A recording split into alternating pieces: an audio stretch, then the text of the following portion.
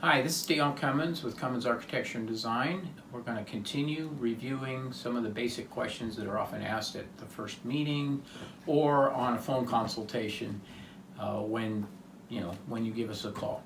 So today, what we'd like to talk about is building for an incoming family. And you may ask what an incoming family is. Well, in Southern California, it could be college return students that have graduated but don't have any place to go yet.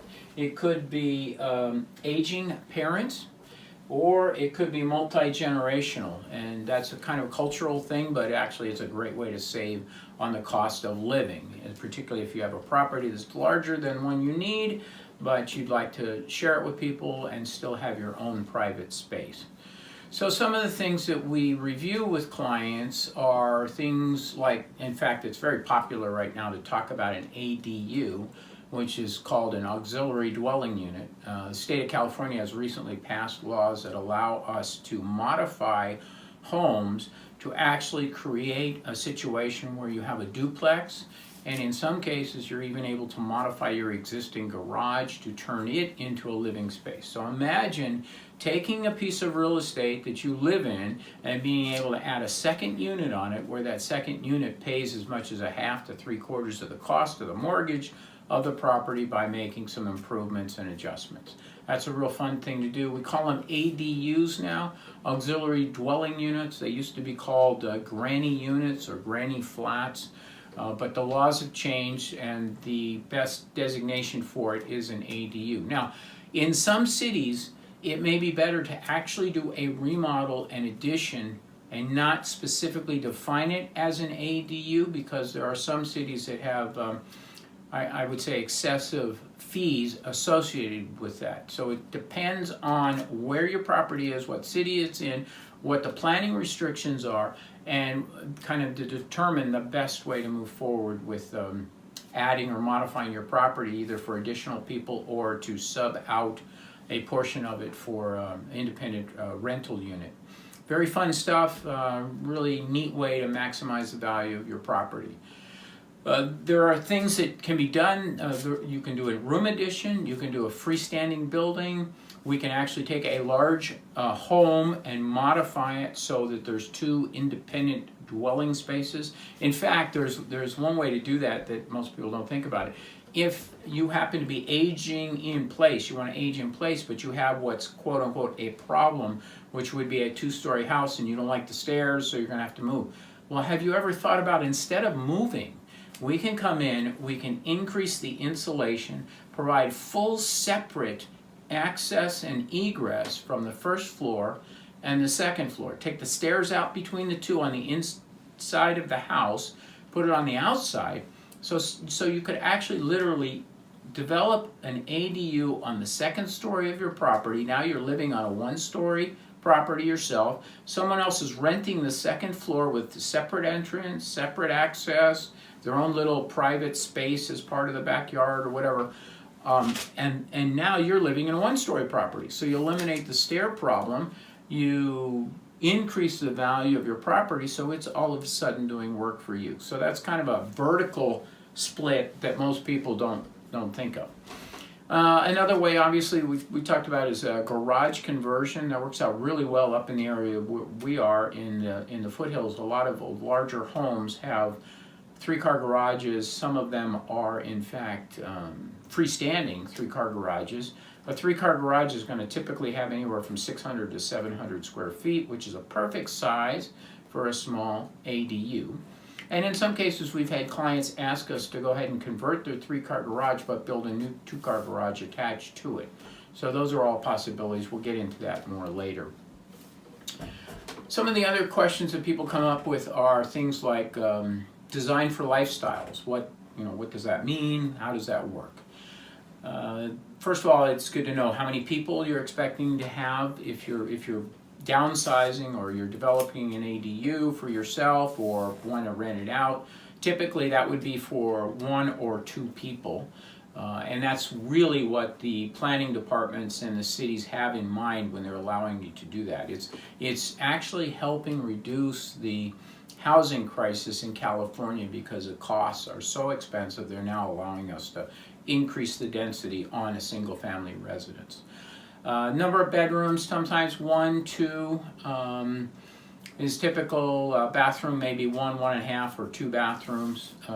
Attached garage is great because you're not paying a tax on the garage because it's not conditioned space, but you effectively can insulate it and put a really fancy door, and even if it's chandelier in there if you want, make it as a multi-use space that when cars aren't parked in there, you can have a great, I don't know, Easter dinner or Thanksgiving or Christmas or whatever for a larger group, and still have that space used for the garage during other times.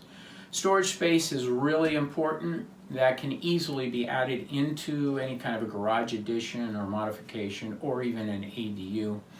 Another thing that's important is you should identify the things that you're especially interested in. If you have any crafts or any hobbies or any particular collections, you know, like a thimble collection or a miniature horse statue collection or whatever it might be, those are great to tell us about early on so we can design it in as part of the basic design for the home or the addition or whatever.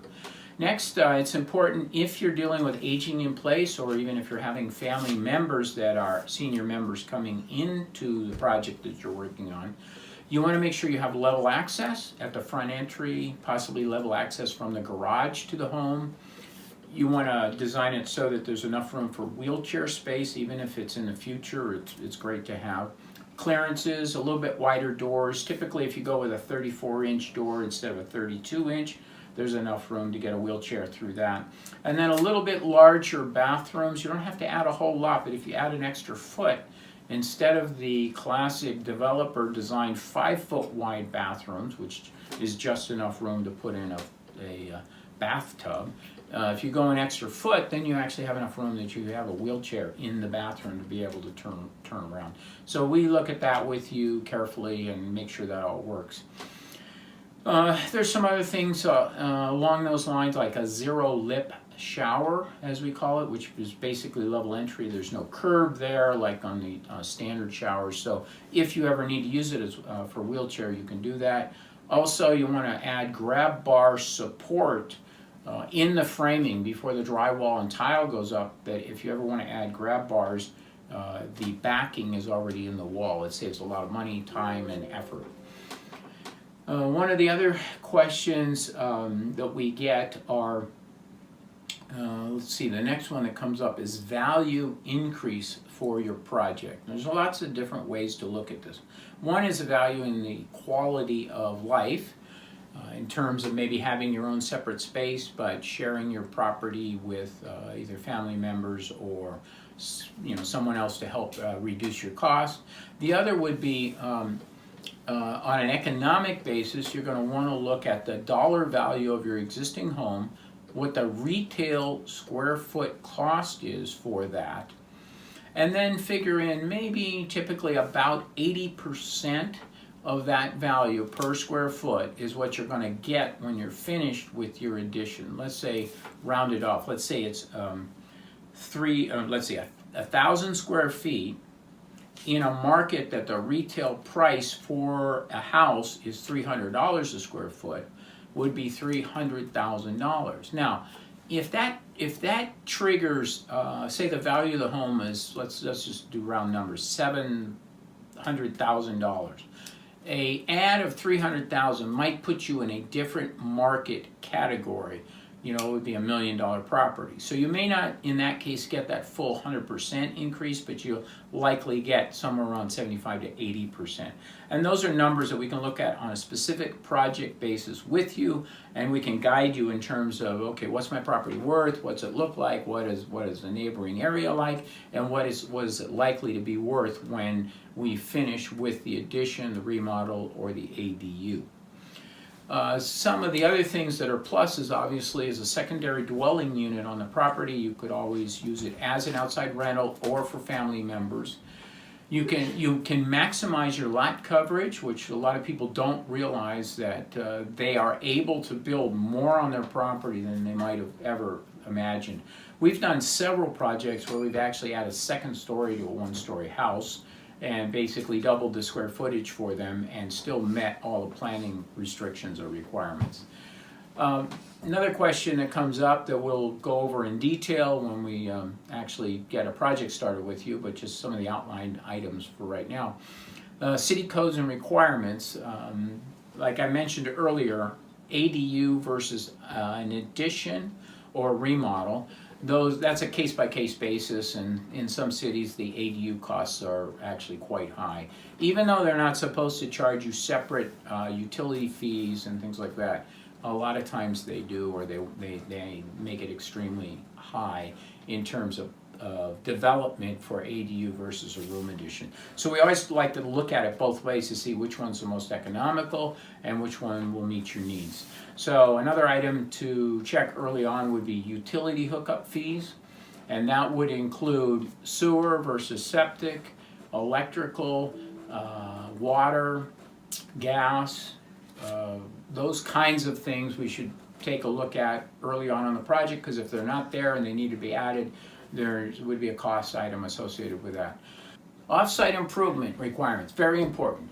What I want to discuss with you on that is if you own a piece of property, particularly if you're standing out in the front of the piece of property and you look to the left or to the right and you see a sidewalk, a curb, and a gutter, and where you're standing there isn't one, you can plan on having the building and engineering department asking you to put it in. And guess what? You have the honor of paying for the cost to do those improvements.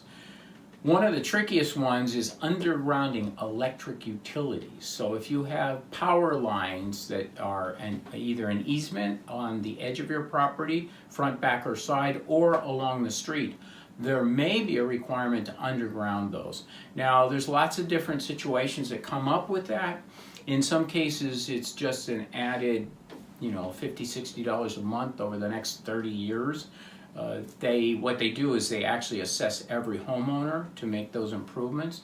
In other cases, they want you to make those improvements before you start. So most properties don't have that, but it's important to review that before you get too far into the planning process and budgeting.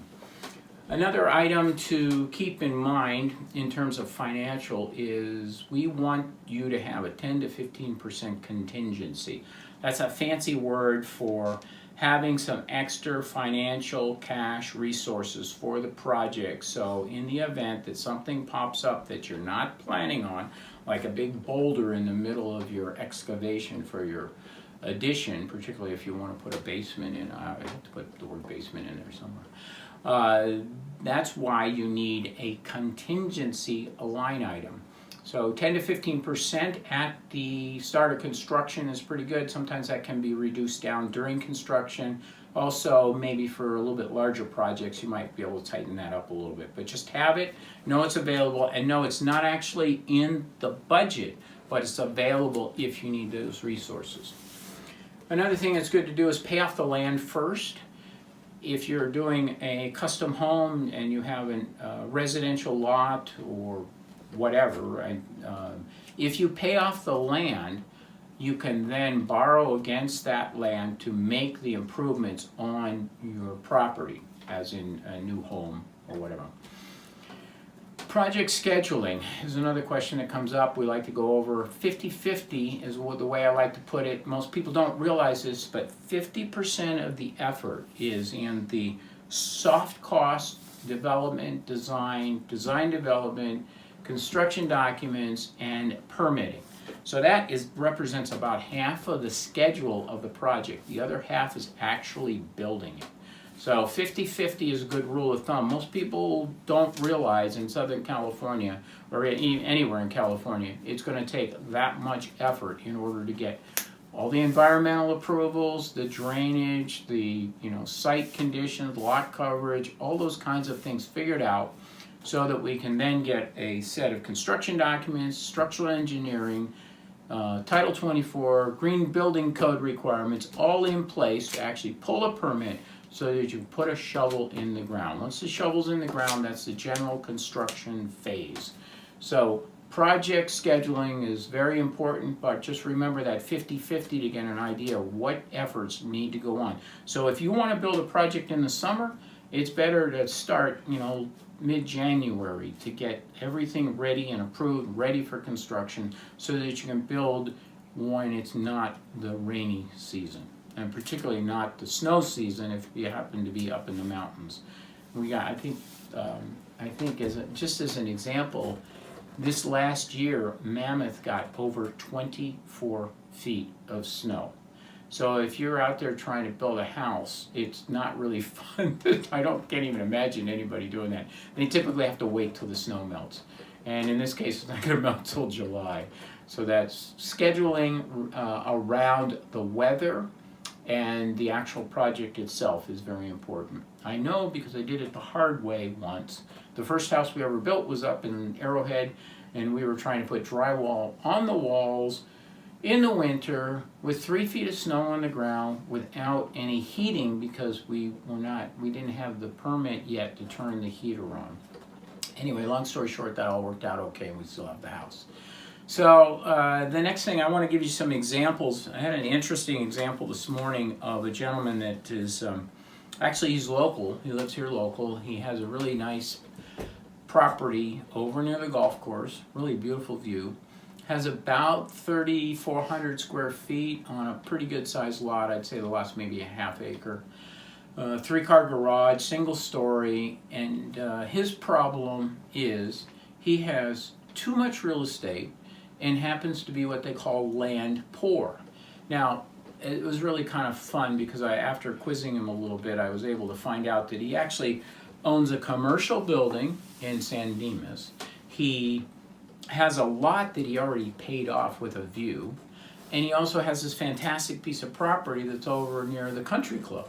So, but he has a cash flow problem. So he's planning on selling the property, and that should fix things.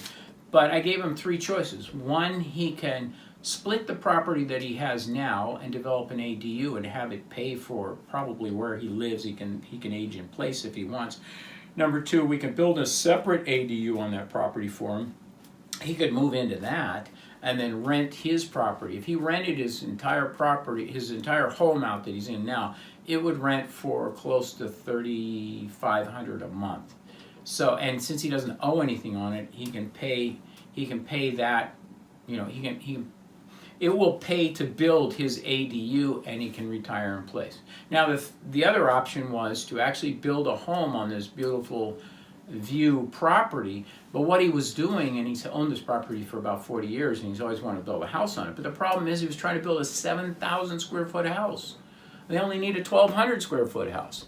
So when we talked a little bit about that, that's another option. We're going to go take a look at the property, discuss it with him, and possibly build for him a 1,200 to 1,500 square foot house, which has the ability to add another 1,000 square feet to it, which would actually meet their desires to age in place. So he's got 3 different choices, all of which are financially feasible and much less expensive than just selling and moving somewhere else.